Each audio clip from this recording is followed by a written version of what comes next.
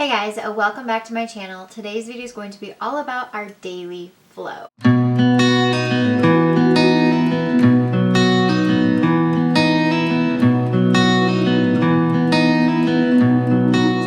I'm going to talk about kind of how I schedule things and what our day typically looks like. Now, first and foremost, I want you to know that I'm very much not a schedule-y person, and I have found that a relaxed approach to our homeschool has been the best fit for our family. I don't start our school at a specific time every day. I don't have timestamps of when we need to get things done by, or anything like that. We just kind of go with the flow. So our day typically begins between 6:30 and 7 o'clock in the morning. It varies depending on when the kids get up. On some days, I try to get up before the kids, and I love those days because it just starts my morning off really nice and stress-free. I have a minute to kind of wake up before I'm like bombarded with everything. But I don't always do that, and a lot of times the kids just come and get me up around that time. So I really like to have a relaxed morning and kind of ease into our school day. I don't like to just jump right in first thing in the morning. So I'll get up, I'll get the coffee going, we'll get breakfast, I'll turn on like a quiet little show to kind of just wake everybody up. So first I typically do Emmett's school, so I'll grab his playing preschool program, which is what we're using for his preschool this year. We will do the lesson for the day in that, and that usually takes us anywhere from 20 to 30 minutes depending on the type of activities that there are. Playing preschool is really nice because it lays it out specifically what you need to do every single day, so it doesn't take a lot of planning on my part. Once I'm finished with the playing preschool program, a lot of times Emmett wants to do more school because he loves school so much.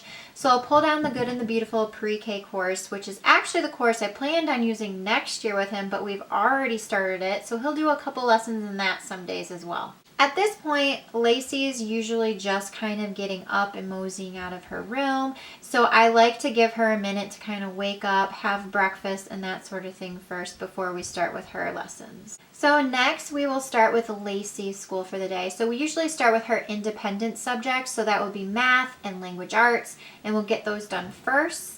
Usually during this time, Emmett is playing on the iPad, some sort of educational game like ABC Mouse or with us Osmo games or something like that. That's typically what he does during this time. And Isla is perfectly happy if I pop some music on. She just likes to dance and play with her baby dolls. So that's pretty much what she does. Now this is on a good day. You know, some days go really great and they occupy themselves and it's really smooth. And then other days they're constantly interrupting every 5 seconds. They need snacks all day. They are hanging on my leg. So it just depends on the day. Every day is different and not every day goes smoothly. After her independent subjects, we'll kind of take a little bit of a break, and then we will start in with our extra subjects, which would be history and science. Usually we do not do both history and science in one day. We alternate the days that we do them. During these subjects, I like to include the little ones with us because usually there's like a fun science experiment that they can kind of join in on, or a fun art project with history that they can join in on. And it's kind of like a group learning time, and I really enjoy this time and part of our day because it's just really fun to kind of all be together learning all as a group. At this point, it's Isla's nap time, so she goes down for a nap, and I'll usually make lunch for the kids, and then we just kind of have a free play for the rest of the day. Sometime between the hours of 1 and 2 p.m. I will implement quiet time, which I mentioned in my last video that we do every day. And this is the time where the two older kids go off into their bedrooms. They either go in their separate bedrooms for time apart, or they go into one of their bedrooms and play together. It doesn't really matter, but they're in a bedroom.